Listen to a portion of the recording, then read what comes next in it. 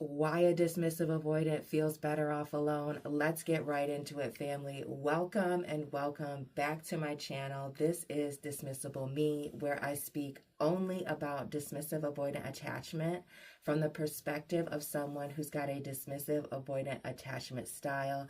So please like, share, and subscribe. Check out the playlist. Find me on Instagram. All of my information is down below in the description box. And getting right into today's video, why someone with a dismissive avoidant attachment style feels better off alone, or why it is easier for us to just be alone, is number one, being alone is normal and it feels very safe. The normal comes from, it's just part of my normal every day to just do things by myself. I did that as a child. I was very much alone. I didn't need a bunch of people or didn't have a bunch of friends. Not that I couldn't keep friends, but I had always a very small group of friends, and I really didn't deviate much from that. And even as an adult, I have a very small number of core friends, and I've mentioned that in previous videos. And I really don't deviate from that. Like, those are my friends, those are my core group, and those are the people that I go to. It's not that I can't add people to my network. It's just, these are my friends. It takes a lot for me to call you a friend, period, point blank. But then there's just on a day-to-day doing things alone. I'm used to being by myself, doing things by myself. I'm a person who will go to the movies by myself. I will go to dinner, go to lunch, go to a restaurant by myself. I don't feel like I have to be with someone or be meeting someone to go out and do certain things. So for me, being alone or single is very much normal. It's very regular. Another, because when you get into relationships, it's not just me anymore. And so I have to consider this other person. So I may be tired and I may not have the bandwidth to really be asking another person how your day went, what's going on with you. But now I have to do that if I'm in a relationship with someone. That's kind of where the relief comes in at the end of a relationship. But I've done plenty of videos on that, so you can check out all those videos. There's several. But it just, again, being alone and doing things by myself is just very normal. I don't have to check in with someone when I'm single and by myself. I don't have to explain myself to someone when I'm single and by myself. It's just simpler. Everything just seems to be very streamlined. It's normal. And then when you actually get into a relationship and feeling like, I'm better off by myself, or I should just cut this. Things were simpler. I was happier when I was alone or wasn't dealing with this individual, when I wasn't dealing with you, especially when conflict becomes regular. I'm not so unreasonable that regular conflict or disagreements, I understand that there's going to be conflict in relationships, whether that's friendships, romantic, whatever. Totally understandable. I get that. When conflict becomes regular, when we're constantly going back and forth, when there's constantly tension, that's when I'm like, why am I doing this? Why am I here? Why am I talking to this person? Why am I frustrated every time I have to deal with them? Why do I absolutely dread when I see this person on my phone, whether that's a text message, whether that's you calling, whether I'm scrolling and I have to see you on my timeline? Like, why am I having to feel like this when I wasn't having disagreements with this person or anybody when I wasn't dealing with them? I wasn't feeling any of this extra stress having to deal with whatever you have on the table that, I'm, inviting into my life while I'm, having you a part of my life. These are all the things that I start to think about. It's like when you add another person to your situation, it complicates things, So feeling alone or like pulling away and feeling like I need some alone time is far more normal than it is for me to say, okay, I'm feeling all this frustration and tension. Let me talk to this person about it. Because here's the thing. It's an assumption that I never spoke about it prior to, or that I never brought up any conflicts. Everybody doesn't necessarily have a communication issue. I could very much be telling somebody about conflicts and issues and things that I dislike, and they could very well not be hearing me. So here I am feeling frustrated because here I am communicating with this person. And if I am communicating with you, that's because I care, because I'd like to see, things go further or keep you in my life. And if I'm just being met with resistance, or I'm being met with somebody who's not even acknowledging the things that I'm doing, the steps that I'm taking, man, why am I even here? I don't want to fight with you.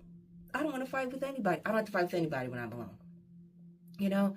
I don't want to feel like I have to walk on eggshells because somebody might be crying. I know how you guys get offended when I talk about crying and my dislike for crying, but if you get to crying, I didn't have to deal with crying before I started dealing with you. I didn't have to, watch my shoes because I'm falling into puddles because you're crying these big crocodile tears. I didn't have to deal with that when I was alone. This is the thought process. This is the thought process. So for me, as I get all these people talking about ruining lives, being real dramatic in my comment section, which is absolutely ridiculous, I'm not a person, and I'm clearly stating this out of my mouth, I don't super prioritize relationships. So I don't have a lot of relationships. I go years and years being alone. So being alone and being single and doing things by myself is normal. It is more normal for me to go to dinner by myself and enjoy myself and take a good book or take my headphones and listen to a good Netflix documentary than it is for me to constantly be going on dates looking for validation. That's for somebody else. That's not me. I'm very low key. I like to sit back and relax.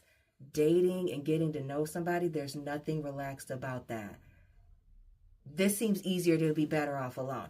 This is the thing. This is why most of my dates don't even make it to an actual date. I'll cancel before. Day before, unfortunately, morning of. These are things that I do. Remember when I said there were red flags at the beginning? There are red flags at the beginning. I will cancel a date before it even happens because I'm like, dang, you know what? I'm getting nervous. I don't need to be doing this. It's too stressful. Let me just stay at home. I could go take myself to the movies. It'll be even simpler. Let me just cancel this date right now. So I don't even have to go through all this. Anyway, I might not even like this person. This person might not even like me. Let me just stay at home. Yeah. See, nobody's talking about that. That I canceling the day before it even happens because it's just too stressful. And what if I don't like this person? Then I got to explain to them that I don't like them anymore and I got to end this thing. What if this person doesn't like me and then I got to put them in a certain position? Let me just end this before it even gets started. Yeah, I've done more canceling of dates before things even got started, more than I ever considered going on dates and getting in relationships with people. I rarely date. It is easier to just be alone, stay in my little box. I don't have to explain myself to anyone. I don't have to tell anybody how I feel. I don't have to explain my family situation to anybody, the real story or, the acquaintance story. Both are true, but, there's just, the clean version. And then, I don't have to worry about anybody depending on me either when I'm by myself. Because when people start to depend on you, it's not that you don't want to do for that person, but sometimes it just becomes overwhelming, especially when things are early on. Because some people want to depend on you before I'm ready for you to depend on me, or I'm ready to be depended on. I don't have to deal with somebody else's emotions. The emotions that they have for me, their emotional baggage from previous things, all of that are things I don't have to deal with when I'm by myself. I don't have to worry about being asked for help, when I don't have the energy to give help, when I'm not in a relationship. It's one thing when family and my friends ask me, again, that core group, and I really did a breakdown on friends last week. Again, like and subscribe for more dysfunction. But if I don't have it to give, I don't have to worry about mustering up the energy to give it. Sometimes I really just don't have it to give. And I'd rather give nothing than give an attitude. Like I'd rather just not be around that, not give negative energy. I'd rather just not show up or cancel the whole situation. And then I don't need another person to be emotionally as independent as I am, or feeling like this person is pulling me down or keeping me stagnant because we're just dealing with problems or issues or their emotional stuff if I'm by myself. Again, all of that's another person depending on me, or me having to check up on another person, is eliminated. And yes, I do understand that this is a very selfish outlook, but while we're looking at it one way as selfish, it's also very a self-protection thing. If I'm alone, I'm safe. I'm by myself. There's none of this conflict. Who am I fighting with when I'm by myself? You think I'm just sitting here talking to myself, having arguments? No. Contrary to popular belief, this isn't a mental illness. Now, I know we can fight about that too in the comments, crying on whether or not this is a mental illness. But it's just simpler, seemingly, when I'm by myself. So at my most dysfunctional, being by myself absolutely feels normal, feels better off. I don't even think about dealing with somebody else. It's not until I feel better, like I want to share with somebody or give things to someone, that I even put myself out there. That I'm consistent with. You know what I'm saying? And then when you're in the relationship and things are just falling apart, it's a whole hot mess. It's War of the Roses, right? All I continue to think, especially at the tail end, is if I never got into this, girlfriend, if I never got into this, I wouldn't have to end this. If I never got into this with this person, if I would have left at the first red flag, if I would have left the first time I started flaw finding and finding all these little issues, I wouldn't even be here. I wouldn't even be here. If I would have left the first time they've made me feel smothered, I wouldn't have to break up with them right now. And now I'm the bad guy. I know I'm going to be the bad guy when I break up with this individual. I know I'm going to be the bad guy when I break up with you. I know that you were trying to, save this rotting, stinking, foul relationship. I know you were trying to do that. I know you were trying to hold on to this with the kung fu grip and not let it go. I'm ready to go. I cannot stay in this anymore. It is costing me more than just my peace. It's actually costing me my mental health. I'm starting to get depressed being with you. Depressed. And I'm actually not a person is very depressed. It's you. I shouldn't say it's you. It's you. No, I'm just kidding.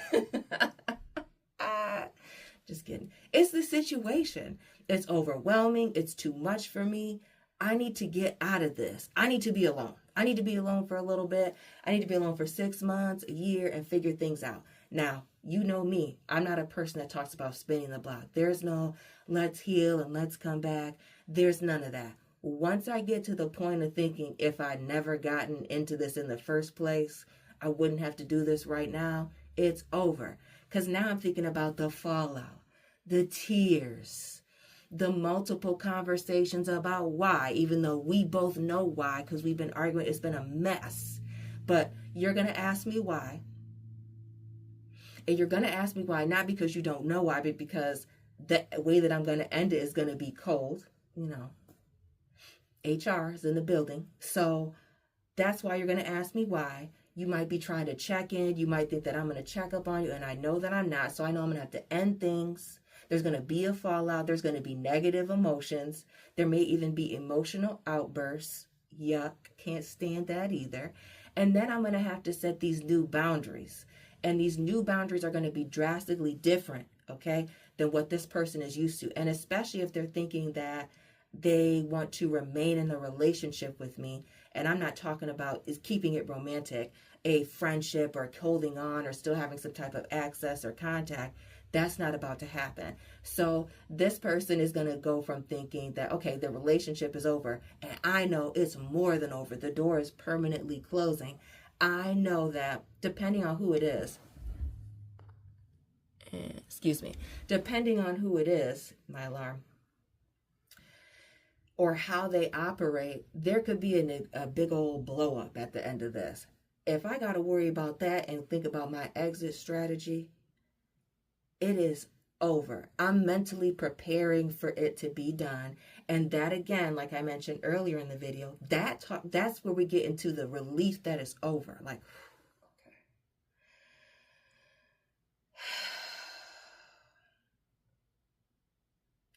okay, it's over. I done had the conversation now. They're figuring things out. I know where I'm going. I just need to do X, Y, and Z. And usually if I'm breaking up with somebody, I have a plan for immediately after, I'm going to do something that I enjoy doing, going to the movies. I'm going to read a book. I may go on a walk because I love to be outside when it's nice out. But I'm going to start focusing on myself because remember, it was always easier for me to be by myself. So,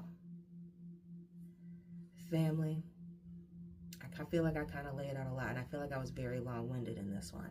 So, I'm going to leave it there. I will see you tomorrow. Like, share, and subscribe. Find me on Instagram. All of my information is down below. Check out the playlist. And family, thank you again for giving me your time, and I will be tapping in with you very soon, again tomorrow with the daily uploads. Being consistent this year, tapping in with you very soon,